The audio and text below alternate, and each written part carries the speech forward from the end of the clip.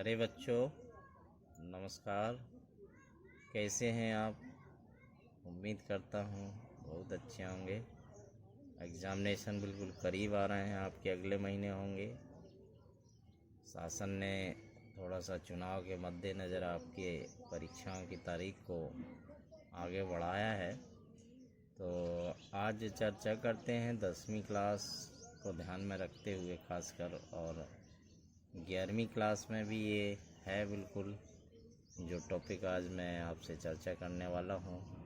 कुछ लोगों के कमेंट आए तो मैंने डिसाइड किया कि थोड़ा समय निकाल करके इस पे भी एक छोटा सा वीडियो बना दिया जाए जो आपके लिए बहुत ही उपयोगी और सहायक सिद्ध होगा।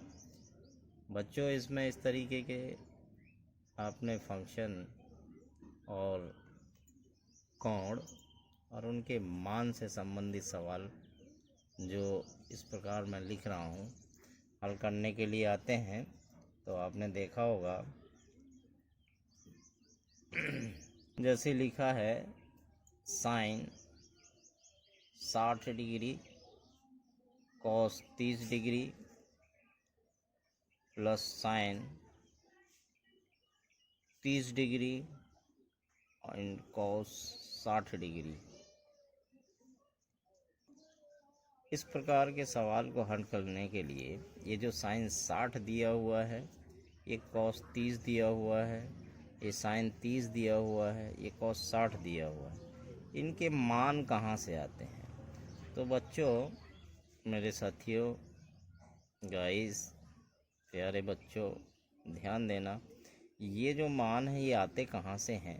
तो ये कहाँ से आते हैं, अब समय नहीं है हमारे पास, तो इसको पहले एक समराइज टेबल है, तैयार टेबल है। कैसे याद करना होता है? पहले इनके कुछ मानों को याद कर लेते हैं। उन मानों को इन कोणों के बराबर में रखने के बाद थोड़ा सा सरल करते हैं तो ये हल हो जाता है। तो आइए पहले चर्चा करते हैं उस टेबल के बारे में कि वो टेबल क्या है। इसके बाद इसको सॉल्व अगले चरण में करते हैं। तो पहले स्टेप में देखते हैं कि वो टेबल क्या है। तो यहाँ कोण लिखते हैं। कोण कौन कौन से रहेंगे, इनको हम थीटा में अक्सर मेजर किए हैं। तो साइन में लेते हैं, पहले एक का मान याद करते हैं कैसे। साइन थीटा में हम यहाँ लेते हैं 0 डिग्री। इस प्रकार टेबल बनाते हैं, 0 डिग्री पहले लेते हैं। इसके बाद लेते हैं 30 डिग्री। इसके बाद लेते हैं 45 डिग्री। इसके बाद लेते हैं 60 डिग्री। परफेक्ट एंगल है, पूर्ण एंगल है, ये परफेक्ट एंगल कहते हैं। और ये 90 डिग्री। कभी कभी इनको ऐसे बना के ही हमेशा रखते हैं और कभी कभी ऐसे भी बना लिया जाता है इसको, वर्टिकली या हॉरिजॉन्टल बने। तो साइन थीटा के पहले मान लिखते हैं एक एक करके याद करके। साइन 0 हमेशा 0 होता है, याद रखना है। साइन 30 का मान 1/2 होता है। साइन 45 का मान 1/√2 होता है, √2। और साइन 60 का मान √3/2 होता है। और साइन 90 का मान मैक्सिमम 1 होता है। ये एक मान का सारणी तैयार कर लिए। अब इसको थोड़ा उलट के रखते हैं। ये फर्स्ट लास्ट वैल्यू जो यहाँ 1 लिखी हुई है, इसको यहाँ रखते हैं, इसको यहाँ रखते हैं √3/2, और इसको यहीं का यहीं बीच में आ गया तो यहीं रखते हैं। और ये वैल्यू फिर यहाँ ट्रांसफ़र करते हैं और ये लास्ट में पहुँच जाएगी यहाँ 0। तो ये अगर ऐसा हमने कर दिया है तो आप इसका नाम याद रखिए कि उलटने से ये वैल्यू इधर से शुरू किए ऐसे भर दिए तो ये कॉस थीटा में माना जाता है। अब बच्चों, आपने देखा है कि टेन थीटा इक्वल में हम अनुपात जो पढ़े हैं कक्षा 9th क्लास में, वो टेन थीटा बराबर होता है लंब बटे आधार के रूप में साइन थीटा बटे कॉस थीटा। और कॉट थीटा बराबर होता है कॉस थीटा बटे साइन थीटा। इन दोनों का प्रयोग करके यहाँ से हम टेन का मान निकालेंगे। तो ये अगला जो है अनुपात रहेगा त्रिकोणमितीय अनुपात कोण के रूप में, ये निकलेगा, तीसरे सारणी बनाते हैं, ये निकलेगा यहाँ से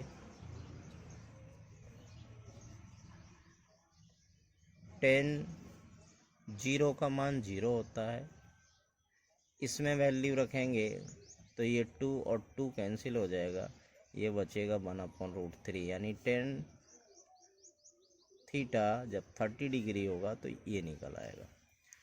10:45 में ये और ये कैंसिल हो जाएगा दोनों, तो ये 1 आ जाएगा, ये 2 से 2 कैंसिल होगा तो 10:60 में निकलेगा √3, और 1/0 अनडिफाइंड वैल्यू रहती है, ये परिभाषित नहीं है मान कहीं भी, इसलिए हम इसको अपरिभाषित लिख देते हैं, अपरिभाषित लिख देते हैं। इतना बच्चों समझ रहे होंगे अब क्या करना हूँ। इन मान को पुनः त्रिकोणमितीय अनुपात का उपयोग करके हम यहाँ से कॉट निकाल सकते हैं। इसके बाद अगला मान सेक है तो सेक निकाल सकते हैं, और अंतिम मान जो रहता है हमारा साइन का उल्टा जो रहता है कोसेक, उससे निकाल सकते हैं। कैसे निकालते हैं ये देखते हैं।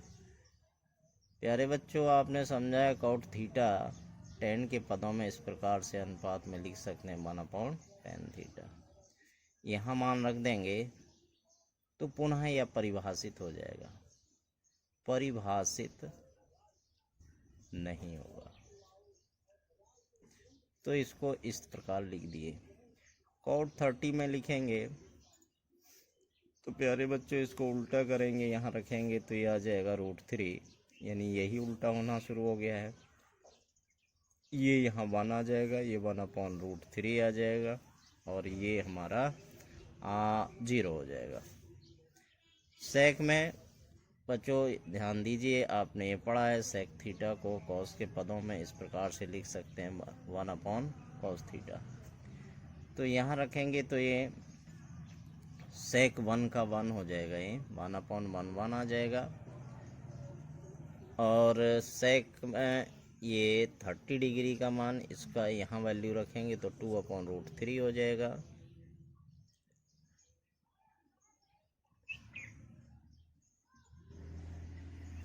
यहाँ से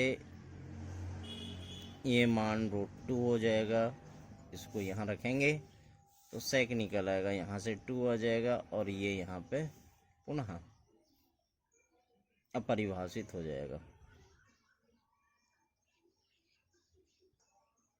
ये पुनः यहाँ हम इसको लिख सकते हैं नॉट डिफाइंड, ये परिभाषित नहीं लिख सकते हैं, परिभाषित ही नहीं है, ये परिभाषित नहीं। अंतिम बच रहा है बच्चों कोसेक का मान निकालना है, तो कोसेक के लिए हम कोसेक को साइन के टर्म्स में या साइन के फॉर्म में ऐसे लिख सकते हैं 1/sin थीटा। अब ये अंतिम वैल्यू है तो इसको ध्यान देना है, तो ये इस प्रकार से हल किए। तो अब साइन लेना है तो साइन को यहाँ रखेंगे तो ये 0 आ जाएगा, 0/1 नॉट डिफाइंड के रूप में आता है, ये 0 ही कंसीडर कर सकते हैं। तो इसको लिख दो परिभाषित नहीं है, ये परिभाषित नहीं, परिभाषित नहीं है। ये यहाँ रखेंगे 1/2 तो ये 2 आ जाएगा, और यहाँ रखेंगे तो ये √2 आ जाएगा, और इसको रखेंगे तो ये 2/√3 आ जाएगा। कुल मिला के ये भी रिवर्स हो गई हैं वैल्यूज, परिभाषित नहीं है, और ये 1 आ जाएगा लास्ट में। तो इस प्रकार से ये सारणी बहुत आसानी से, ये तालिका या टेबल बहुत आसानी से याद करके हम इस प्रश्न को नीचे लिखते हैं। यहाँ sine 60 cos 30 plus sine 30 cos 60, ये प्रॉब्लम है, इसको सॉल्व करना है। तो प्यारे बच्चों, देखते हैं इसको हल करके। साइन 60 कॉस 30 साइन 30 कॉस 60, इन मानों को यहाँ से रखते हैं टेबल में। साइन 60 का मान ये दिया हुआ है, तो यहाँ लिख सकते हैं साइन 60 कॉस 30 और साइन 30 कॉस 60 के मान रखने पर यहाँ रखते हैं, ये हो जाएगा √3/2 कॉस 60। ये देखिए ये रखा हुआ है कॉस 30 √3/2 प्लस साइन 30 1/2 कॉस 60 1/2। इसको थोड़ा सा आगे बढ़ा देते हैं, √3 × √3 3 हो जाएगा अपॉन 4 प्लस 1/4। और यहाँ से इसको हल करेंगे तो LCM 4 आ जाएगा, तो ये हो जाएगा 3 + 1, मतलब ये हो जाएगा 4/4। ये इक्वल में आ जाएगा यहाँ से 1। तो बच्चों, इस सवाल को हल करने पर हमको ये मान 1 मिला है, ये हमारा आंसर आ गया है। इस तरीके से इस प्रकार के प्रश्नों को हल करने के लिए सारणी बहुत ज़रूरी है, ये इसको याद रखना बहुत ज़रूरी है। एक मान इसका याद करेंगे, बाकी के अपने आप बन जाते हैं। ये कुछ 9th क्लास के बेसिक हैं, इनको याद रखना बहुत ज़रूरी है। और इस प्रकार से ये सवाल बोर्ड एग्जामिनेशन में और प्रतियोगी परीक्षाओं में भी छोटे से लेके बड़े के बीच में नंबर के आधार पर पूछे जाते हैं। तो आज के वीडियो में मैंने प्रयास किया है कि ये त्रिकोणमितीय अनुपात जो इनके मानों पर आधारित जो प्रश्न हैं आप अच्छे से हल कर पाएंगे, परीक्षा में बहुत अच्छा प्रदर्शन करेंगे, ऐसी मेरी उम्मीद है। प्यारे बच्चों, वीडियो पसंद आ रहा है तो लाइक कर लीजिए, चैनल लर्निंग सेंटर 21 को सब्सक्राइब कर लीजिए। जिन्होंने सब्सक्राइब कर लिया है उनको मेरी ओर से बहुत बहुत आभार और धन्यवाद। अगले वीडियो में अगले प्रश्नों के साथ पुनः चर्चा होगी। आपका सहयोगी, आपका सॉल्यूशन जो तैयार करने के लिए हमने समय निकाला है, इसके लिए आपको पुनः देखने के लिए वीडियो दोबारा देखें, तिबारा देखें, खूब देखें। देखने के लिए आपको बहुत बहुत धन्यवाद। जय हिंद, नमस्कार।